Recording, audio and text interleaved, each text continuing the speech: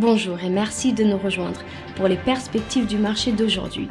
Thomas va nous rejoindre, puis la salle des marchés, pour nous parler des dernières évolutions. Thomas ? Le réseau de transfert de fonds Ripple a vendu pour plus de 400 millions de dollars de XRP au deuxième trimestre 2022, mettant l'accent sur l'explosion de la demande pour le token XRP et son service de liquidité à la demande. Les usines à travers les États-Unis, l'Europe et l'Asie ont lutté pour trouver un élan en juillet alors que la demande mondiale faible et les restrictions strictes de la Chine en matière de Covid-19 ont ralenti la production.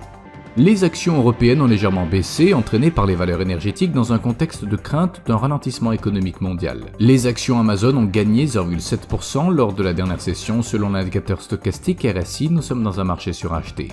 La dernière session a vu l'euro gagner 0,4% contre le dollar, l'indicateur REC d'un signal baissier.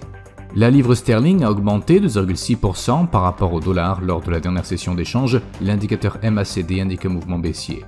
La paire dollar australien, dollar américain a gagné 0,7% lors de la dernière session après avoir augmenté de jusqu'à 1% au cours de la session selon l'indicateur CCI, nous sommes dans un marché suracheté. L'évolution du chômage en Espagne sera publiée à 7h GMT, les offres d'emploi JOLTS aux États-Unis à 14h GMT, la déclaration de la RBA sur les taux en Australie à 4h30 GMT, la vente aux enchères des obligations à 10 ans au Japon sera publiée à 3h35 GMT, la vente aux enchères des obligations à 10 ans en Grande-Bretagne à 9h30 GMT, l'indice Redbook aux États-Unis à 12h55 GMT. Nous espérons que vous avez apprécié nos perspectives du marché d'aujourd'hui. De la part de toute l'équipe, nous vous souhaitons une journée de trading productive. N'oubliez pas de nous rejoindre la prochaine fois pour toutes nos analyses des derniers événements et nouvelles sur les marchés financiers.